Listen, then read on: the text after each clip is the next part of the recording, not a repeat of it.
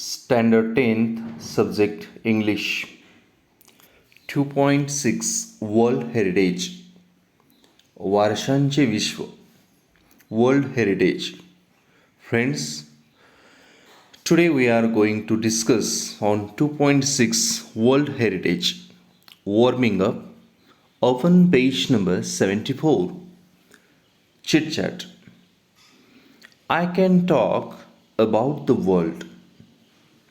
I can talk about the world. मी जगाविषयी बोलू शकतो. Form groups of 6 to 8 students. Each group should select any one continent and share the following information about each. मित्रांनो, 6 ते 8 विद्यार्थ्यांचे गट बनवा. प्रत्येक गटाने जगातील कोणताही एक खंड निवडावा व प्रत्येक खंडाच्या पुढील माहितीविषयी चर्चा करावी.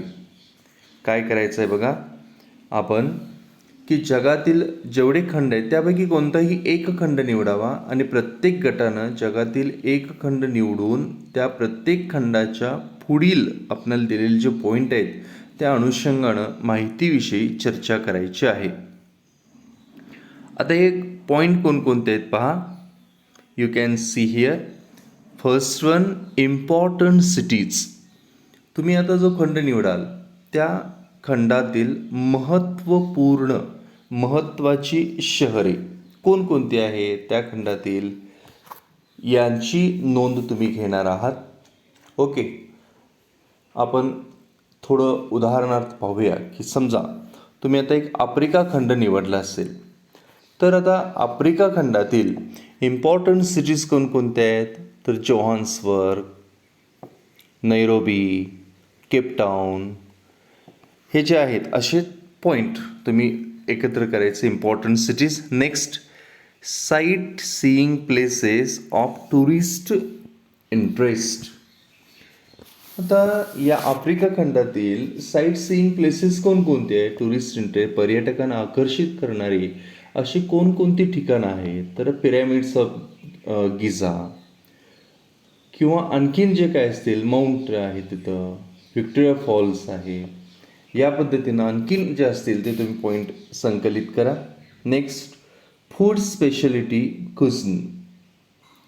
तर खाण्याविषयी काय विशेष आहे तिथं तर त्याबद्दलही तुम्ही माहिती गोळा करायची आहे. जलोफ राईस, बिर्याणी या पद्धतीनं त्या ठिकाणचे food speciality. Next one, wild life. Wild लाईफमध्ये आपणा सर्वांनाच माहीत आहे की आफ्रिकन एलिफंट, ओके, हिपोपोटॅमस, त्यानंतर झेब्राज, अँटिलोप, जिराफ हे त्या ठिकाणचं वाईल्ड लाईफ. आणखीन जे असेल ते पॉईंट एकत्र करा. Different types of region and vegetarian. Different types of regions of vegetarian. व्हेजिटेरियनचे कोणकोणते त्या ठिकाणी आपल्याला भाग दिसतात. सहारा, ओके, त्याच्यानंतर ट्रॉपिकल रेन फॉरेस्ट. ह्या पद्धतीने जे असतील ते पॉईंट तुम्ही कवर करा. Next 6, human life. आता आफ्रिका खंडातील लोकजीवन कसं आहे. मग पॉप्युलेशनपासून सर्व गोष्टी तुम्ही त्या ठिकाणी कन्सिडर करू शकता. The population of the continent is about 1 billion. They belong to various tribes and cultures. Christianity, Islam and other native religions are followed by the people. A majority of the population resides in the rural areas, but the cities are also growing fast. हे जे point आहे ते consider करून इतके point आपण गोळा केल्यानंतर पुढं आपणाला सांगितलेलं आहे. Now each group representative from the previously formed groups should narrate the information to the class using proper attractive sentences. तर आकर्षक वाक्यरचना बनवून आपण ही सर्व माहिती आपण सादर करावयाची आहे. यामध्ये तुम्ही असंही बोलू शकता Africa is the second largest continent in the world. It is known for its rich flora and fauna and its abundant natural wealth.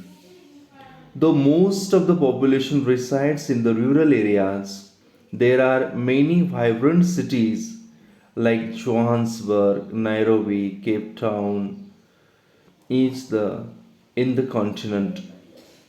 It has plentiful sightseeing places of tourist interest like National Park, Victoria Falls, Pyramids of Giza, Mount, etc. The cuisine of this continent is unique. Some of the famous dishes include biltong, pupu, mandzi, jollof rice, biryani, and others. It is home to a wide variety of wildlife, including the African elephant, rhinoceros, hippopotamus, wild beast, zebras, giraffe, antelope, and so on. The continent can be divided according to the different types of regions of vegetarian like tropical rainforest, also name band deserts, etc. With a population of about 1 billion, the African continent consists of people belonging to various tribes and cultures. Christianity, Islam, and other native religions are followed by the people. Africa is known for its rich tribal culture and its scenic beauty. या पद्धतीनं तुम्ही परिच्छेद करून लिहू शकता. Okay, next question. Prepare a tourist voucher or leaflet of your native place or any town, historical place, or hill station to attract tourists using the points below. I will tell you the questions again. Prepare a travel brochure or leaflet of your native place or any town, historical place, or hill station, or to attract tourists using the points below. आपणाला या ठिकाणी जे point दिलेले आहेत, जे मुद्दे दिलेले आहेत, त्या मुद्द्यांच्या आधारे पर्यटकांना आकर्षित करण्याकरिता तुमच्या मूळ गावाचं ठिकाण किंवा कोणतंही शहर किंवा कोणतंही पर्यटन स्थळ याविषयी एक पर्यटन माहितीपत्रक तयार करा. Prepare a tourist travel brochure और लिपलेट. एक पर्यटन माहितीपत्रक तयार करा. तुम्ही कोणतंही, अगदी तुमचं मूळ गावाचं ठिकाण असो, कोणतंही शहर असो, पर्यटन स्थळ असो, या कशा संबंधीही तुम्ही एक पर्यटन माहितीपत्रक तयार करा म्हणून सांगितलेलं आहे. आपण कोल्हापूर याबद्दल आपण माहिती घेऊया. अगदी आपल्या जवळचं ठिकाण आहे tourist place Kolhapur. How to reach there. तिथं कसं पोचता येईल. आपल्याला पहिल्या बॉक्समध्ये या ठिकाणी 3 मार्ग आपल्याला सांगितलेले आहेत. त्यापैकी आपण आता पाहायला सुरू करूया. या ठिकाणी nearest railway station, nearest airport and nearest bus stand. तर याची आपण माहिती घ्यायची. How to reach there. कसं पोचता येईल. Nearest railway station Chhatrapati Shahu Maharaj terminus Kolhapur. Nearest airport Chhatrapati Rajaram Maharaj airport Kolhapur domestic airport. And nearest bus stand ST stand Kolhapur local transport is available. या पद्धतीनं माहिती आपण पूर्ण करूया. नेक्स्ट आपल्याला पॉईंट आहे टॉप 5 स्पॉट्स टू व्हिजिट. आता कोल्हापूरमध्ये व्हिजिट करता येण्यासारखी भरपूर स्पॉट्स आहेत, भरपूर ठिकाणं आहेत. त्यातले आपण टॉप 5 स्पॉट्स टू व्हिजिट जे आहेत त्यांचा आपण उल्लेख करूया. Top 5 spots to visit. Mahalakshmi temple, Panhala fort, Rankala lake, Maharaja palace, त्यानंतर Chhatrapati Shahu Maharaj museum, Gandharva resort and amusement parks असे भरपूर आपणाला ठिकाण आहेत की जिथं आपण कोल्हापुरात व्हिजिट देऊ शकतो. Next point, special features of this spot. आता या ठिकाणचं वैशिष्ट्य काय आहे, स्पेशल फीचर काय आहे ते आपण पाहूया. Special features of this spot, मगाशी तुम्हाला सांगितल्याप्रमाणे Mahalakshmi temple. This is the holy seat of Amba Mata, Ambika Mahalakshmi temple, holy seat of Amba Mata. Rankala lake, famous for its beauty. Maharaja palace, magnificent structure of Chhatrapati Shahu Maharaj palace, Indo British architecture. Next, Maharaj museum, great collection of historical period. And Gandharva resort and amusement park, pleasant and attractive beautiful site with amusing games.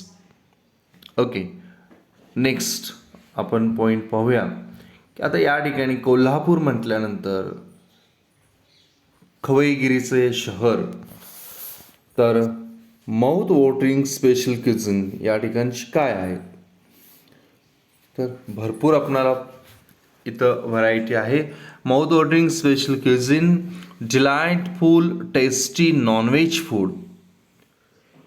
Okay, पांढरा रस्सा, तांबडा रस्सा, कोल्हापूर मिसळ, कोल्हापूर भेळ,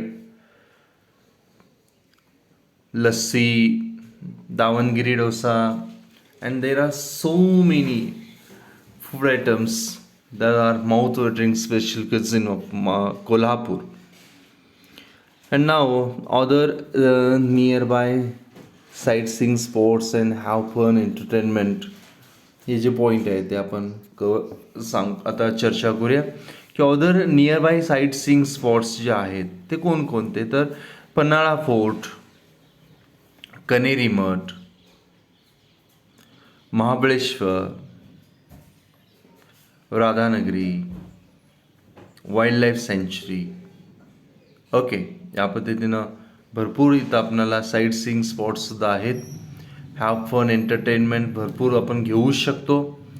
okay, for further details contact म्हणून तुम्ही कोणत्याही एक tour and ट्रॅव्हल्सचं नाव लिहून खाली मोबाईल नंबर आणि ईमेल आपण खाली लिहावयाचा आहे. या पद्धतीनं एक आपण टुरिस्ट लिपलेट या ठिकाणी तयार करावयाची आहे.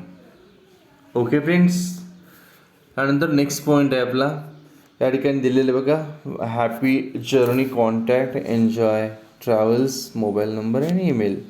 तुम्ही या ठिकाणी कोणतंही बदलू शकता, स्वतःचं नावही तुम्ही देऊ शकता.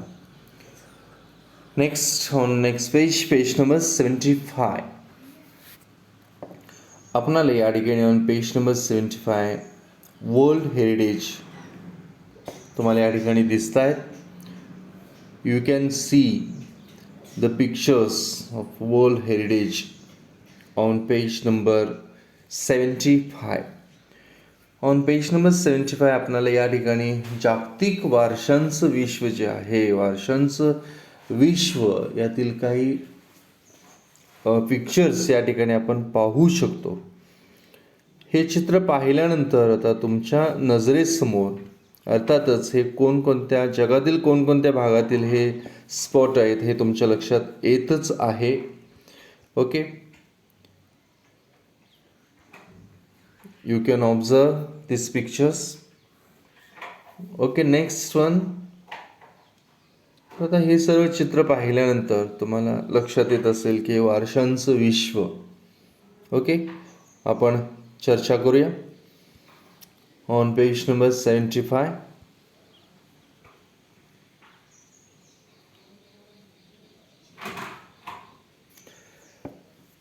A World Heritage. World Heritage. A World Heritage Site is a site determined by the United Nations Educational, Scientific and Cultural Organization (UNESCO) to have significant cultural or national importance to humanity. As such, the sites are protected and maintained by the International World Heritage Program, which is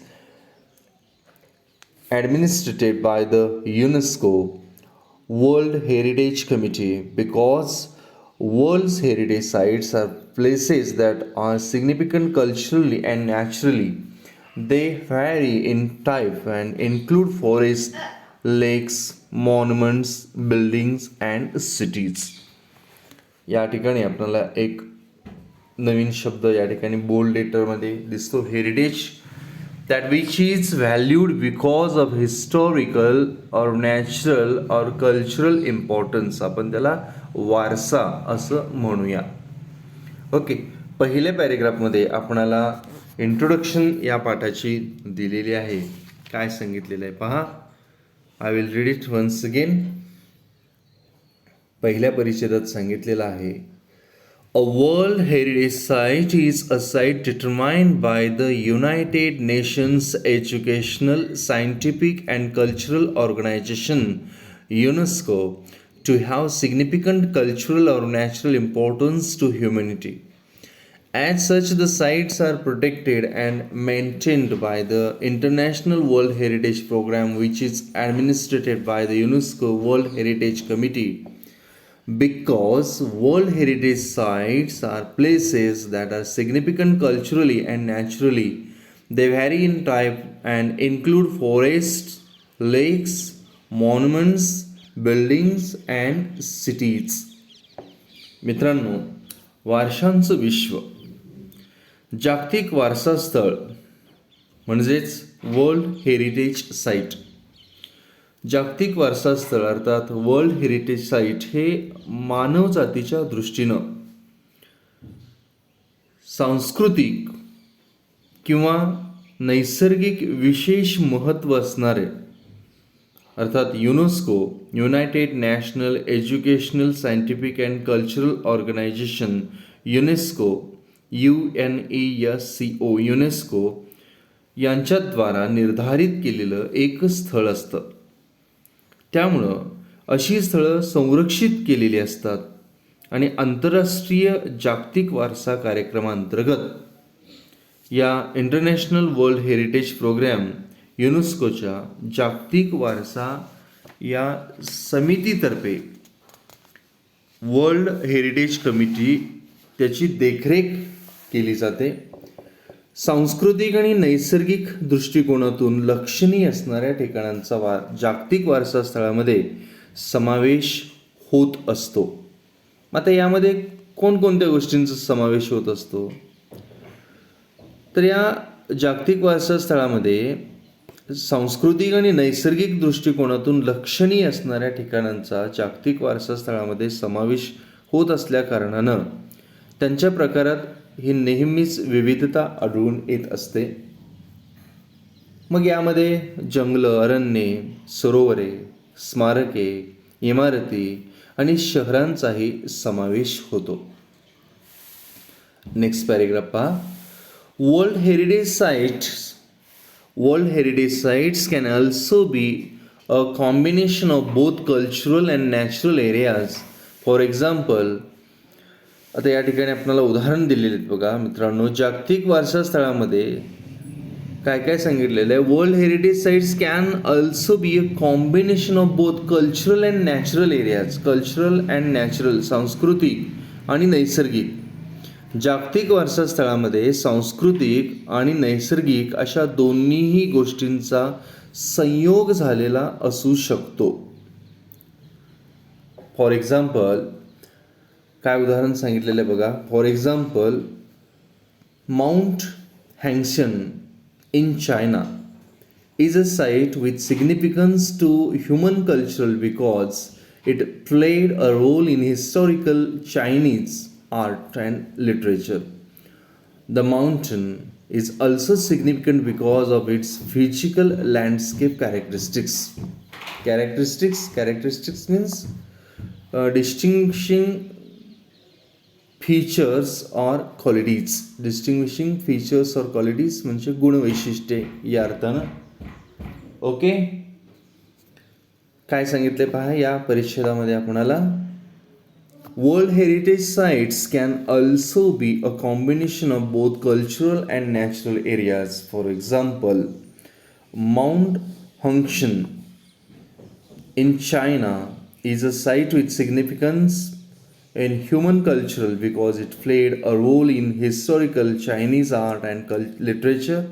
The mountain is also significant because of its physical landscape characteristics. जागतिक वारसा स्थळामध्ये सांस्कृतिक आणि नैसर्गिक अशा दोन्हीही गोष्टींचा संयोग झालेला आपल्याला दिसून येतो. उदाहरणार्थ, चीनमधील माउंट हंक्शन हे ठिकाण सांस्कृतिकदृष्ट्या महत्त्वाचं आहे ते आहेच, कारण ऐतिहासिक काळात चीनी कला आणि साहित्यामध्ये त्याची उल्लेखनीय भूमिका होती आणि भौगोलिक स्थल सौंदर्याच्या दृष्टीनेही हा पर्वत वैशिष्ट्यपूर्ण आहे. Mount Huangshan. Next, history of world heritage site. आता आपण जागतिक वारसा स्थळांचा इतिहास पाहूया. काय आहे बरं इतिहास? जागतिक वारसा स्थळांचा इतिहास. Although the idea of protecting cultural and natural heritage sites around the world begin, कधी सुरुवात झाली बा? Begin in the early 20th century. Momentum for its actual creation was not until the 1950s. In 1954, Egypt started plans to build the Aswan High Dam to collect and control water from the Nile River. The initial plan for the dam's construction would have flooded the valley containing the Abu Simbel temples and scores of ancient Egyptian artifacts. To protect the temples and artifacts, UNESCO launched an international campaign in 1959 that called for the dismantling and movement of the temples to higher ground. The project cost an estimated $80 million. $40 million of which came from 50 different countries. Because of the project's success, UNESCO and the International Council on Monuments and Sites initiated a draft convention to create an international organization responsible for protecting cultural heritage. या जागतिक वारसास्थळांचा इतिहास इथून सुरू झाला. काय सांगितले पहा, तर घटना काय घडली, तर जगभरातील सांस्कृतिक आणि नैसर्गिक वारसा स्थळांचं संरक्षण करण्याची कल्पना ही 20व्या शतकाच्या सुरुवातीला अस्तित्वात आली. कशामुळे अस्तित्वात आली? मात्र 1950 सालापर्यंत ती प्रत्यक्षात यायला चालना मिळाली नव्हती. 1954मध्ये इजिप्तनं नाईल नदीचं पाणी नियंत्रित करण्यासाठी आणि अडवण्यासाठी ॲस्वान हाय धरण बांधण्याची योजना आखली. धरण बांधण्याच्या मूळ योजनेमुळे अबू सिम्बल मंदिरे आणि असंख्य प्राचीन इजिप्शियन कलाकृती स्थित असलेली दरी पाण्याखाली जाणार होती. ही मंदिरं आणि कलाकृती संरक्षित करण्यासाठी युनेस्कोनं 1959मध्ये एक आंतरराष्ट्रीय मोहीम राबवली. याद्वारे मंदिरं उतरवून एका उंच ठिकाणी स्थलांतरित करण्यात आली. या प्रकल्पाचा खर्च अंदाजे $80 मिलियन इतका झाला, ज्यातले $40 मिलियन हे 50 वेगवेगळ्या देशाकडून जमा झाले. या प्रकल्पाच्या यशानंतर युनेस्को आणि आंतरराष्ट्रीय स्मारके व स्थळे परिषद अर्थात international council on monuments and sites म्हणजेच आंतरराष्ट्रीय स्मारकं व स्थळे परिषद यांनी सांस्कृतिक वारसा स्थळांचं संरक्षण करण्याची जबाबदारी घेण्यासाठी एक आंतरराष्ट्रीय संस्था निर्माण करण्यासंबंधीचा एक मसुदा तयार केला. त्यानंतर काय झालं पहा, shortly thereafter in 1965 a White House conference in the United States called for a World Heritage Trust to protect historic and cultural sites but to also protect the world's significant natural and scenic sites. Finally, in 1968 the International Union for Conservation of Nature developed similar goals and presented them at the United Nations Conference on Human Environment in Stockholm, Sweden in 1972. Following the preservation of these goals, the convention concerning the protection of world cultural and natural heritage was adopted by UNESCO's General Conference on November 16, 1972.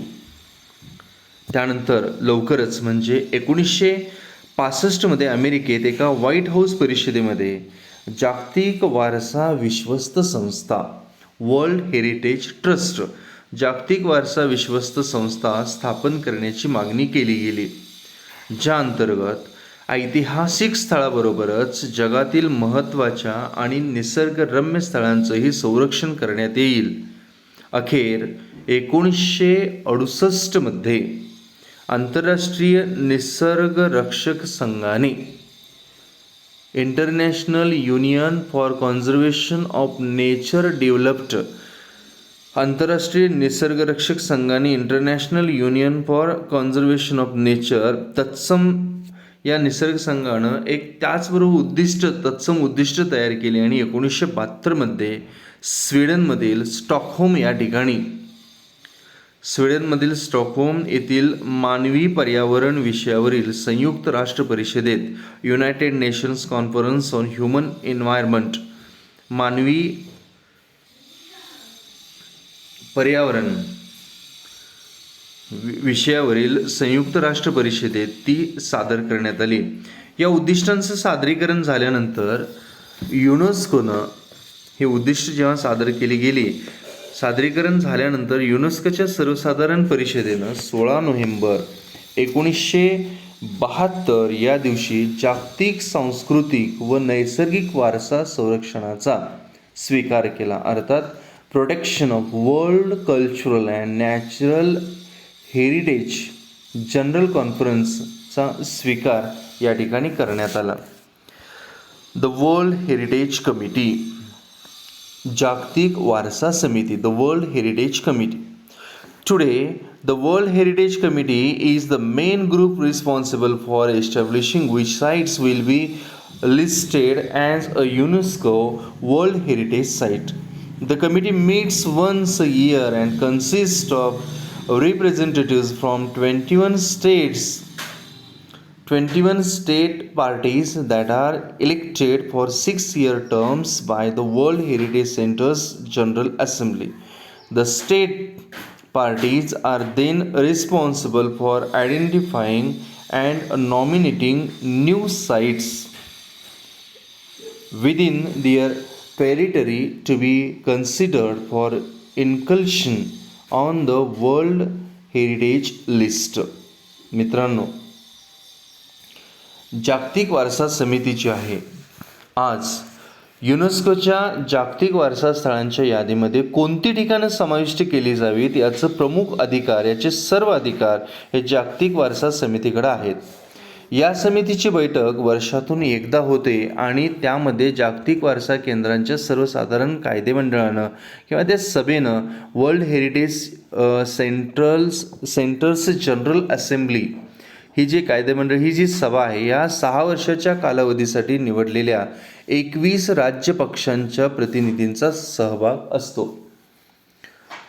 आपल्या प्रदेशातील नवीन स्थळे शोधून त्यांचं काम काय आहे तर आपल्या प्रदेशातील नवीन स्थळे शोधून त्यांचा जागतिक वारसा यादीमध्ये समाविष्ट करण्याविषयी किंवा समाविष्ट करण्यासाठी विचार केला जावा आणि त्यासाठी नामांकन किंवा नामनिर्देशन जे आहे नामांकन किंवा नामनिर्देशन करण्याची जबाबदारी या राज्यपक्षांची असते. 21 राज्यपक्ष जे आहेत त्या राज्यपक्षांची ही जबाबदारी असते की आपल्या प्रदेशातील नवीन स्थळ शोधून त्यांचा जागतिक वारसा यादीमध्ये समाविष्ट करण्यासाठी विचार केला जावा आणि त्याचं नामांकन नामनिर्देशन करण्याची जबाबदारी या राज्यपक्षांची असते. Becoming a world heritage site. जागतिक वारसा स्थळे कशी ठरते, कशा पद्धतीने ही स्थळं ठरवली जातात जागतिक वारसा स्थळे, तर याची जी प्रोसेस आहे, प्रक्रिया जी आहे, याचा क्रायटेरिया जो आहे तो आपल्याला या पॅरेग्राफमध्ये समजतं. Pay attention. There are 5 steps in becoming a world heritage site, the first of which is for a country or state party to take an inventory of its significant cultural and natural sites.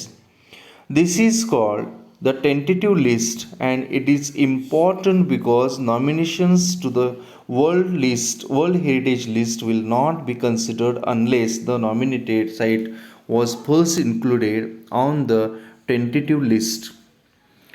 Next, countries are then able to select sites from their tentative lists to be included on a nomination file. The third step is a review of the nomination file by 2 advisory bodies consisting of the International Council on Monuments and Sites and the World Conservation Union, who then make recommendations to the World Heritage Committee. The World Heritage Committee meets once a year to review these recommendations and decide which sites will be added to the World Heritage List. The final step is becoming a World Heritage Site is determining whether or not a nominated site meeting at least one of 10 selection criteria. If the site meets this criteria, it can then be inscribed on the World Heritage List. Once a site goes through this process and is chosen, it remains the property of the country on whose territory it sites, but it also becomes considered within the international community. मित्रांनो, या परिच्छेदामध्ये हे जागतिक वारसा स्थळं कशी ठरवली जातात याची प्रोसेस आपणाला या ठिकाणी समजते. काय सांगितले या पॅरेग्राफमध्ये, तर जागतिक वारसा स्थळं ठरवण्याचे एकूण 5 टप्पे आहेत. तर पहिला टप्पा जो आहे त्यातला, तर पहिला टप्पा म्हणजे एखाद्या देशानं किंवा राज्यानं किंवा राज्यपक्षानं आपल्याकडील लक्षणीय सांस्कृतिक आणि नैसर्गिक स्थळांची संपूर्ण यादी तयार करणं. याला प्रायोगिक किंवा टेंटेटिव्ह तात्पुरती यादी म्हणतात.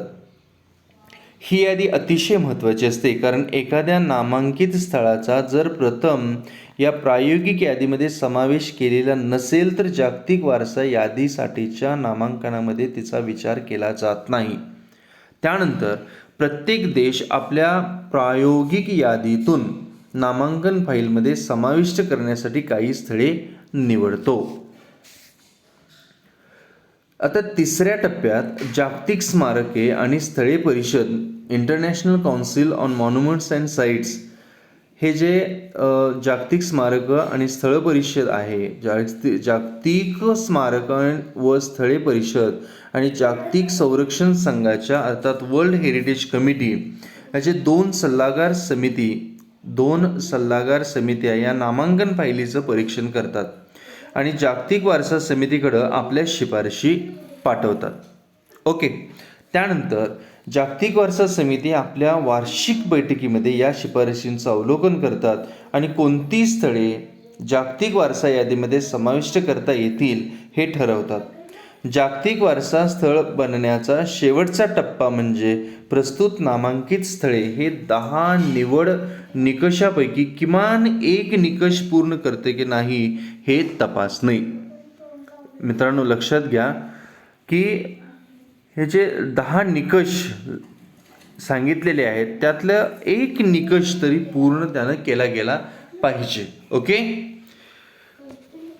काय सांगितलेलं आहे पहा पुन्हा एकदा. जागतिक वारसा स्थळ बनण्याचा शेवटचा टप्पा म्हणजे प्रस्तुत नामांकित स्थळ हे 10 निवड निकषापैकी किमान एक निकष पूर्ण करते की नाही हे तपासणं, आणि या स्थळाने जर निकष पूर्ण केले तर जागतिक वारसा यादीमध्ये त्याचं नाव नोंदवलं जातं. एखादं स्थान या संपूर्ण प्रक्रियेतून निवडले गेल्यानंतर ते ज्या भागात आहे त्या देशाची मालमत्ता तर असतेच असते, परंतु आंतरराष्ट्रीय समुदायाची ही महत्त्वपूर्ण भाग म्हणून ते गणलं जातं. नेक्स्ट पॉईंट आहे types of world heritage sites. जागतिक वारसा स्थळांचे प्रकार कोणकोणते आहेत ते आपण पाहिजेत. Types of world heritage site कोणकोणते प्रकार आहेत पहा. as of 2009 there are 890 world heritage sites that are located in 148 countries map. 689 of these sites are cultural and include places like the Sydney Opera House in Australia and the historic center of Vienna in Austria. 176 are natural and feature such locations are as United States, Yellowstone and Grand Canyon National Parks. 25 of the World Heritage Sites are considered mixed, that is natural and cultural. Peru's Machu Picchu is one of these, and Italy has the highest number of World Heritage Sites with 44, and India has 36. In that 28 cultural, 7 natural, and 1 mixed World Heritage sites. The World Heritage Committee has divided the world's countries into 5 geographic zones, which include 1 Africa, first Africa, second Arab states, third Asia Pacific including Australia and Oceania, fourth Europe and North America, and fifth Latin America and the Caribbean. या पद्धतीनं जागतिक वारसा स्थळांचे प्रकार या ठिकाणी आपल्याला सांगितलेले आहेत. काय प्रकार सांगितलेले आहेत पहा. तर 2009 पर्यंत गणना जी केली गेलेली होती त्यानुसार 148 देशामध्ये जे काही नकाशावरती आहेत आपले 148 देशावरती नकाशा स्थित जे 148 देश आहेत ते असलेले असून 890 जागतिक वारसा स्थळं आहेत. 148 देशातील हे 890 जागतिक वारसा स्थळं आहेत. त्यातील 689 स्थळं सांस्कृतिक आहेत, ज्यात ऑस्ट्रेलियन सिडनीचं ऑपेरा हाऊस आणि ऑस्ट्रियातील व्हिएन्ना येथील ऐतिहासिक केंद्र हिस्टॉरिक सेंटर याचा समावेश होतो. 176 ठिकाणं नैसर्गिक आहेत, उदाहरणार्थ अमेरिकेतील येलोस्टोन आणि ग्रँड कॅनन नॅशनल पार्क्स. त्यानंतर जागतिक वारसा स्थळामध्ये 25 ठिकाणं संमिश्र आहेत. पेरूचं माचू पिचू हे त्यातील एक आहे. इटलीमध्ये सर्वाधिक म्हणजे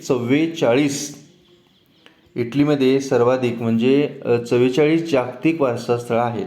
तर भारताचा जर आपण विचार केला तर भारतात 36, त्यातील 28 सांस्कृतिक, 7 नैसर्गिक आणि 1 मिश्र स्थळं आहेत. जागतिक वारसा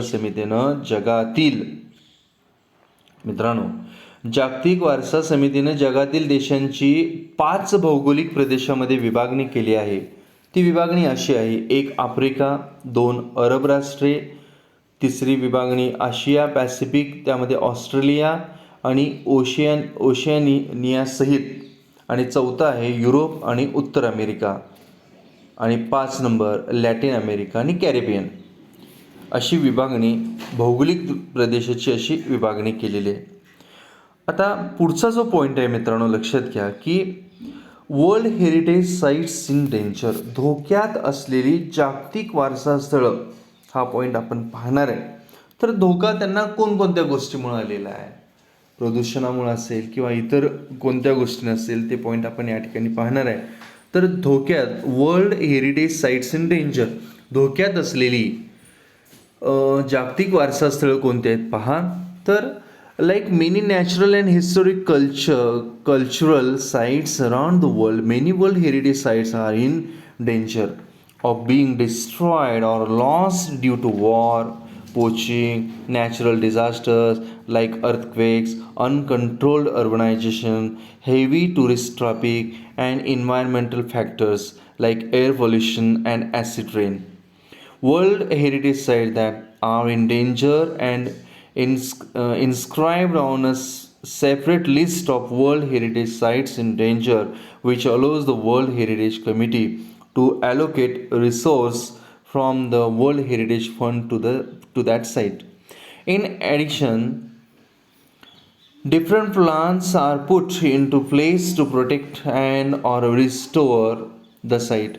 If, however, a site loses the characteristics which allowed for it to be originally included on the World Heritage List, the World Heritage Committee can choose to delete the site from the list.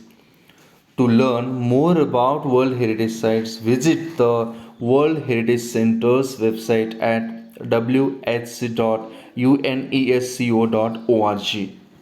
मित्रांनो, world heritage sites in danger, धोक्यात असलेली जागतिक वारसास्थळे जगातील कित्येक नैसर्गिक, ऐतिहासिक आणि सांस्कृतिक स्थानाप्रमाणे अनेक जगातील वारसास्थळांना आज धोका निर्माण झाला आहे. कशामुळं? युद्धे, अतिक्रमण, भूकंपासारख्या नैसर्गिक आपत्ती, ओके, किंवा अफाट शहरीकरण, अर्बनायझेशन जे चालू झालेलं आहे, पर्यटकांचे प्रचंड लोंढे आणि हवेचं प्रदूषण, आम्लवर्षा, त्याला आपण ॲसिड रेन म्हणतो, यासारखे पर्यावरणीय घटक यामुळे ती नष्ट होण्याच्या मार्गावर आहेत. अशा संकटात असलेल्या जागतिक वारसास्थळांना धोक्यात असलेली जागतिक वारसास्थळे असं म्हटलं जातं. धोक्यात असणारी जागतिक वारसास्थळे नावाच्या स्वतंत्र यादीमध्ये त्यांना समावेश केलेला असतो, त्यांचा समावेश केलेला असतो. आणि जागतिक वारसा समिती जागतिक वारसा निधीतून अशा स्थळांना विशेष संसाधने पुरवते. त्याशिवाय या स्थळांचं संरक्षण आणि जीर्णोद्धार करण्यासाठी अनेक उपाययोजना केल्या जातात. तरी देखील एखादं स्थळ ज्या लक्षणीय कारणामुळं मूलतः जागतिक वारसा यादीमध्ये समाविष्ट झालेलं होतं ते वैशिष्ट्य नष्ट झाली असल्यास जागतिक वारसा समिती ते नाव यादीतून डिलीट करू शकतं, वगळू शकतं. जागतिक वारसा स्थळाविषयी मित्रांनो, तुम्हाला जर अधिक माहिती मिळवायची असेल तर ती माहिती मिळवण्यासाठी जागतिक वारसा केंद्राच्या whc.unesco.org या संकेतस्थळाला भेट द्या.